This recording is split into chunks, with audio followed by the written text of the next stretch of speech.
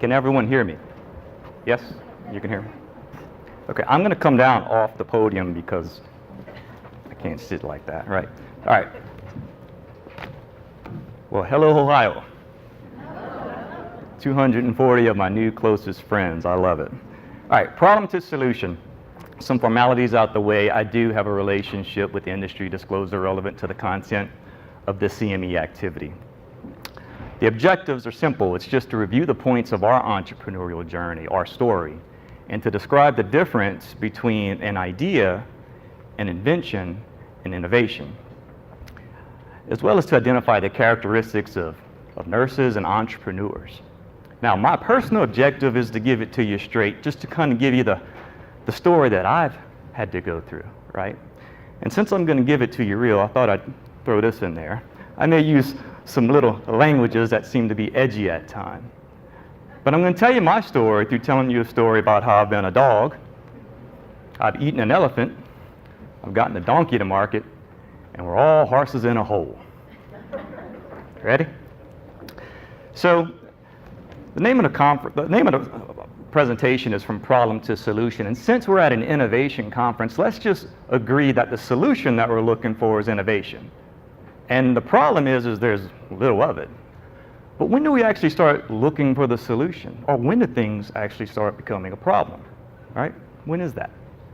Well, it reminds me of a story, the Howling Dog story. Maybe some of you have heard this story, and if so, just bear with us, but it goes like this. There's a guy that wants to move closer to work, so he moves into this new neighborhood. Now, every day he's able to walk to work, and when he walks to work, there's this dog that's sitting on the porch. It's always howling, it's whining, it's whimpering, right? Day by day, week by week, same dog, same porch, same whining, same whimpering and howling. And then one day, he sees what he thinks might be the owner. He says, "Excuse me, sir, are you the owner for this dog?" "Well, yes, I am." "Well, how come every day I pass the house, he's always whining, whimpering, and howling?" "Well, it's easy, son. He's sitting on a nail." "Well, isn't that painful?" "Oh, yeah, it's extremely painful. It's painful enough he whines, whimpers, and howls about it, but it's just not painful enough for him to do anything about it." All right? That's the story of our lives as humans, but especially in healthcare. We condition ourselves to things that are painful because we just don't want to do anything about it, right? What's it going to take for us to change? Well, what did it take for me to change? And sticking with the dog story, I'll just say, I've been a good dog. Like many of you, I've been a nurse, I've been a respiratory therapist, and I've worked hard. But I've been a good dog. I've played in the yard, I fetched the ball. When they told me to fetch the ball, they throw the stick. And if they left anything on a break room table unattended, I'd eat it. Right? But I was very aware of my surroundings. And oftentimes, I'd have ideas that just pop out of my head.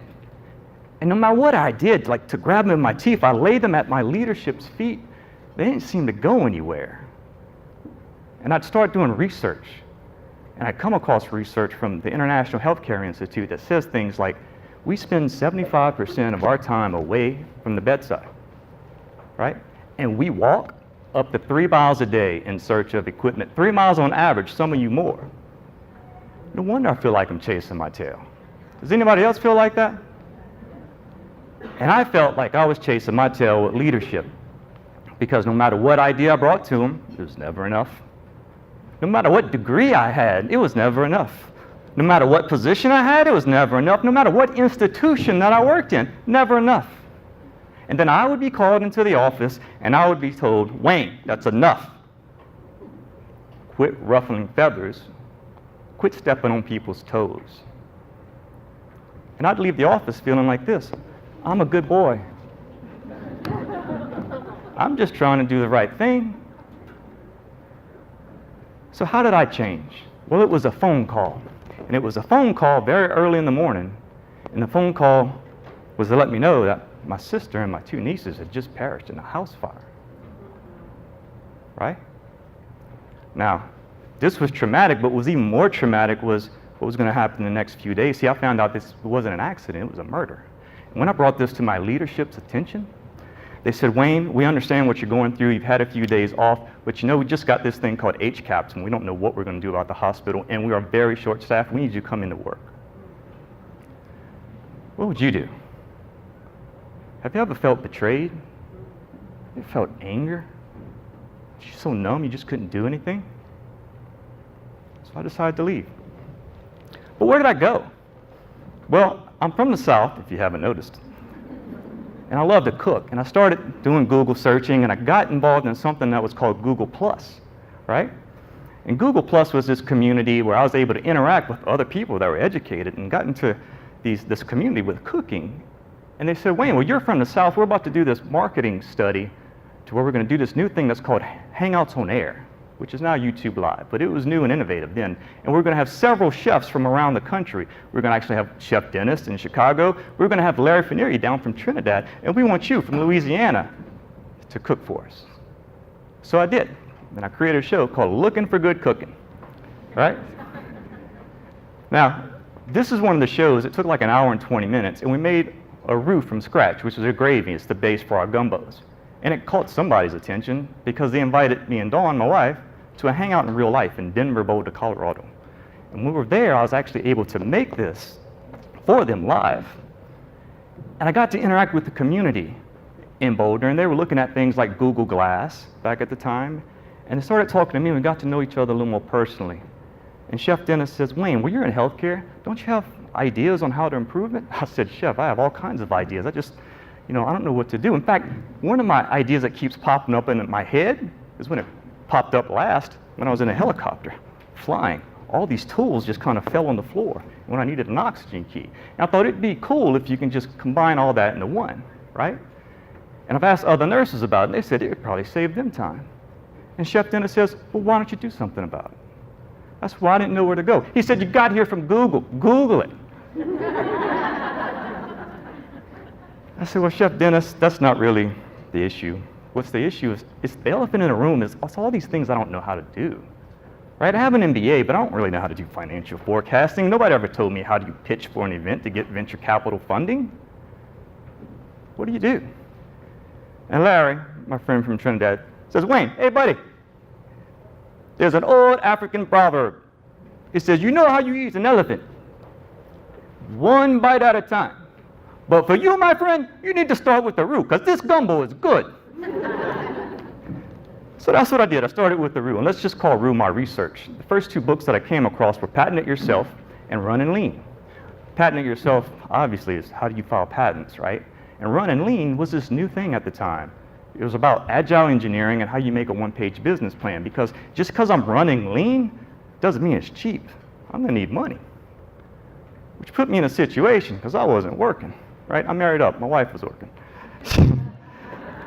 So I called my wife's boss, and I said, hey, Kathy, this is Wayne. I used to work for you in the past. She goes, oh, yeah, I remember you. You're Dawn's husband. I'm like, yeah. She's like, I said, well, here's the deal. There's this tool I want to make, but I want to come to work for you guys, but I'm scared that there might be an issue because of where I'm going to be working at. She's like, why would there be an issue? As long as you don't use any of the resources here, I don't have a problem with it. I said, well, no, I don't want to use any resources there. In fact, I want to go so I can make money so I can hire people to help me. She said, yeah, no, not a problem at all. I said, you sure? She said, no, the babies keep coming, Wayne, just come. I'm like, all right. I went back like this. Wasn't quite too sure what I was getting into. Now, after I got back in the rhythm, got a few paychecks under my belt, and right before I was getting ready to file, I lost faith in myself. I'm like, well, maybe I should go get a patent attorney to help me file this patent. So I did. But before I tell you that, how much does it cost to file a patent? Does anybody know? Yes? 500? Right. 10 grand. That's more or less what people have been saying. Yeah, well, it costs $130 to actually file. So I went to an attorney. Let's just call him Dewey, Cheatham, and Howe.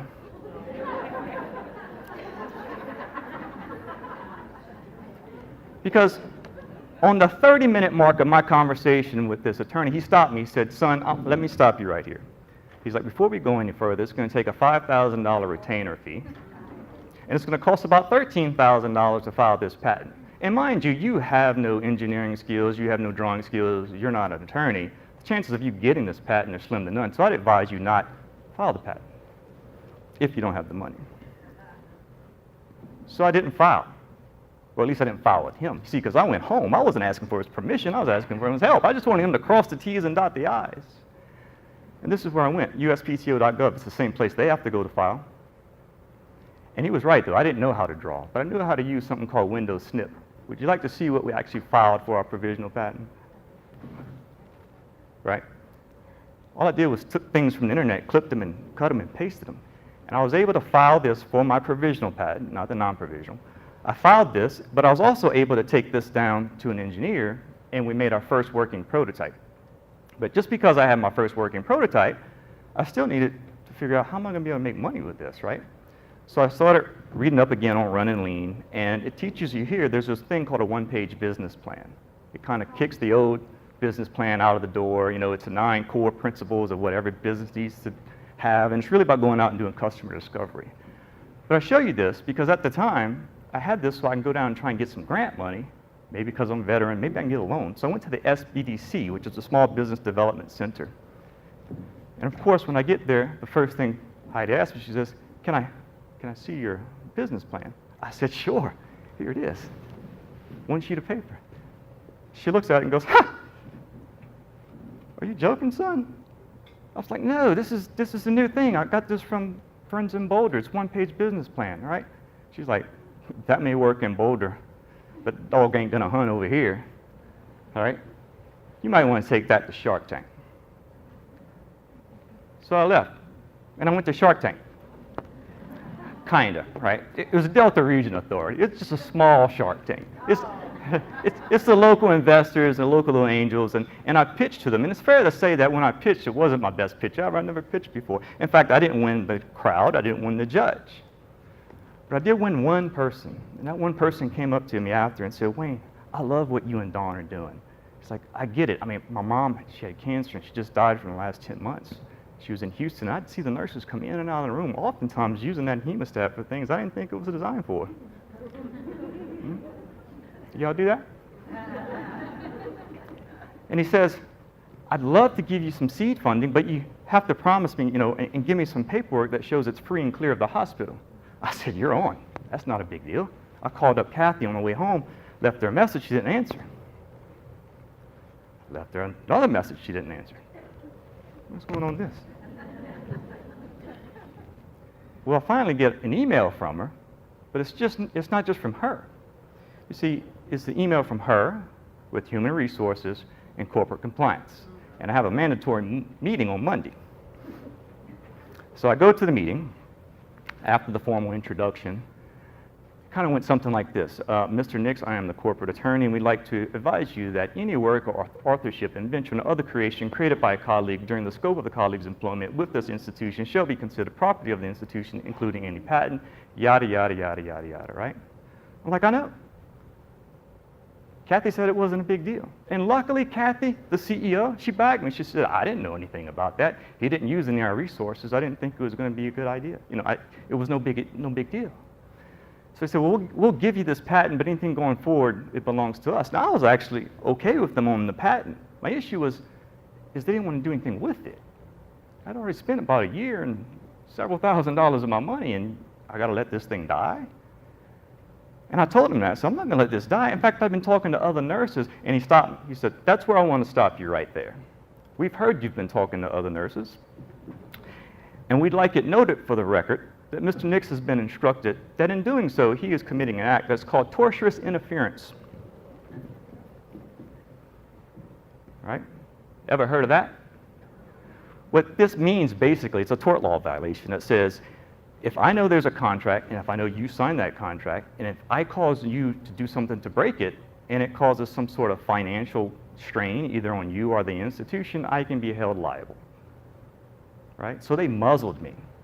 Effectively muzzled me. I didn't say anything, at least not until 2017, because that's when I saw the ANA put, we need to have more nurse-focused innovation, and they have more money than me. So I figured if they're going to sue anybody, they can sue the ANA.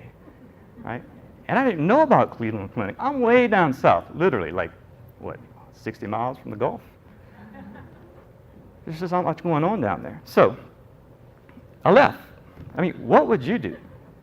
I mean, have you ever had a conversation with somebody and then you realize that halfway through, maybe you're not talking about the same thing? All right. So it had me wondering, what is innovation? And I looked it up. And Merriam Dictionary said it's the introduction of something new. Right? I thought that was kind of vague. I was like, yeah, I think they're missing a couple words. It's the introduction of something new of value. You see, because the people that I was pitching to at that event really didn't have any value to them, but it did to one person. Kathy didn't think my product had any value, but corporate sure did. Right? And what I've come to learn over the last few years is that ideas, they really do have a little value. I mean, they have value in the sense that they tell you something's possible and that we can do it. But until you actually take action, until you actually do something, until you spend resources, well, that's when you can have something that actually becomes an invention. It becomes a value to someone because you did it, but you might be the only one that has value too. See, because you can invent in your basement, you have to get it out. And if you don't get it out, it'll never be innovation. Because innovation has to have value to market. It has to be downstream. It has to be accepted into practice. Right? Well, how do you get something to market? I'm just a nurse. I really don't have the resources. And before I tell you that, let me tell you how you bring a donkey to market. The story goes like this. There's a young lady with her child, and she has a donkey, and she wants to bring it to market. And she has to take a long trip along the countryside to bring it to market. And, you know, she's riding on top of the donkey, the kid's walking. And the first village they get to, the villagers commence to try and stone them to death. Now, they're able to run away. And the young lady's like, I'm not really sure what that was about. Maybe they thought it was disrespectful because I was riding on the donkey. Son, we're going to put you on a donkey in the next village that we get to. Okay, Mama. So, puts him on the village. Next village to get to, right? Same thing happens. The villagers try to stone them to death. Again, they were able to escape. And the lady's sitting there and she doesn't really know, I just don't know what's going on. And the child tugs on her gown again and says, Mama, maybe they worship donkeys on this side of the planet. She's like, son, you're so smart. Maybe you're right. So before we get into the next village, we're going to actually carry the donkey in.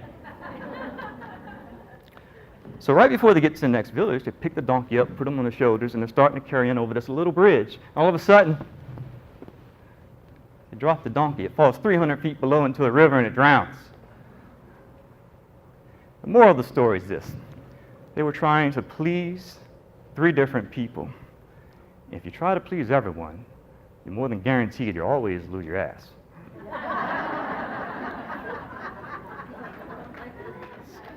Right? Now, we lost our ass, and let me tell you why. See, I got into something that was called an LSU I-Corps program, and we went into several accelerators. And when I was there were scientists and MBA people, and I had to explain to them what the concept was. And they were looking at me like, well, you know, what's this thing you want to do? I said, well, look, the concept's easy. I want to make this tool for nurses, and I think it can be a high-end tool, kind of like a Snap-on tool for guys, or maybe a Littman stethoscope, something really high quality, and we can make it, and we can drop ship and market all online, because I just met all these friends on Google. And they said, well, let's see if that's true or not. So we did a lot of validation studies, and we went out and did survey after survey, and we proved that nurses were actually bringing tools to work, smuggling them in their 2-bag, right? Did a lot of open-ended questions. And once we proved that value, that there was an actual need, the MBAs and the finances got a hold to it. And they said, you know, this could be something. But you know what would be better? You can make a lot of money if you actually switch this to a cheap disposable model and you overdo like a razor blade model with the hospitals. Man, we'll be making some money. Let's do that. I said, okay. So we started switching our business model. We actually switched the product. And we brought it to the frontline nurses several months later. And guess what they said? This feels cheap and disposable. And we don't like it. And that's why I say we lost our ass, because we were nurses. I mean, my wife's a nurse. We know that probably wasn't the right thing to do. And we went from a high-end version to a cheap disposable all the way back to a high-end version. But why did I do it?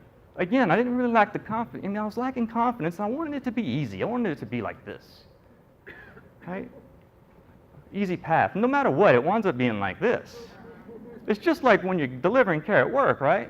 You get patient report, you make a plan, and as soon as you step foot on the floor, things change. It's not because your plan was wrong. It's just things you weren't really fully aware of, right? But isn't it the little things at work that keep you going? Because around this time, a little thing happened to me. I got my first patent. Remember that lawyer said I wasn't going to get my patent? So I got my first patent. We were also able to secure some VC funding. We did our first small manufacturing run, and I was getting comments from people that I really didn't know, telling me things like, this is the best tool I ever used, right? I didn't pay him to do that. But one thing that I did walk away with, and since I am at an academic show, I thought I'd show you what the definition of innovation that I believe it is. It's the introduction of something new, using systems and documented processes while exercising resource management to build something to be accepted into market due to a perceived value. But just because I know that doesn't mean I know how to get to market. And how do you be successful with innovation? Well, I came across a book called Rockefeller Habits. And this book tells you, it's based off the principle of the jar theory, right? So jar is life or time. And the rocks are the big things that you want to do in life. And the gravel's the little things you need to do. But if you let the gravel and the sand and all the stuff fill it up before your rocks, you'll never get accomplished. But what I really like about it, it's not so much the process, no matter what the process or what it is you're trying to do, it's really about the people. And I've been focusing on what it is and how to do it when I should have been focusing on the who. Who does it? What are the characteristic traits? And I found out the characteristic traits are people that are passionate, action-oriented, they're accountable, they assess constantly, they're continuous learners, they work flexible, adaptable hours, they have systematic processes, documentation skills are off the chart, and they're a little crazy. But the good kind of crazy, the kind of work 3 16-hour shifts and still go drink a mimosa with your friends. Right? Wouldn't you agree that this is nurses? It's the same trait for entrepreneurs. Now, innovation, you're going to hear it. It's about value, right? But where does that innovation come from? Now, it comes from within institutions, yes. But I believe it comes from within the individual. In fact, it starts with an I. So why are we seeing a lack in innovation? I think it's because of the fear of what innovation requires. It's the fear of change. Innovation is change, but it takes change to get change, right? I didn't want to change, but if you fear change, you fear growth. And I had to grow, I had to change, right? Do you want to grow? What is it that you want to change? Are you sitting on a nail? Is there an elephant that you need to eat one piece at a time? If you're scared to lose your ass, come talk to me. We can find another one. The last story I'm going to leave you with is that we're all horses in a hole. What do I mean? The story goes like this. There's a farmer lives on the outskirts of town. He's a horse foreman. Towards the end of the day, he notices one of his prized horses is missing. So he goes out to search for this horse, and to his dismay, he finds the horse halfway in the hole. Now, the horse looks healthy, but he's just extremely heavy. This farmer is never going to be able to pull this horse out of a hole. And it's towards the end of the day, and if he leaves him there, the coyotes and the wolves, they're going to tear him apart. All the farmer has is a shovel with him, just piles of manure all the way around him. He decides the better thing to do is just to shovel this manure over the horse. All right? So I'm shoveling over the horse, and the horse shakes it off, stamps on it. Shoves some more shit on the horse. Horse shakes it up, stamps it. He slowly starts to get high out of that hole to where he's able to step out of that hole and go to greener pastures, right? The moral of the story is, look, nursing's hard, innovation's hard, entrepreneurship, it's hard. No matter what we do, life is always going to throw shit at us. But if we can learn to shake that shit off, right? We can step out of that hole, and together we can get shit done. All right.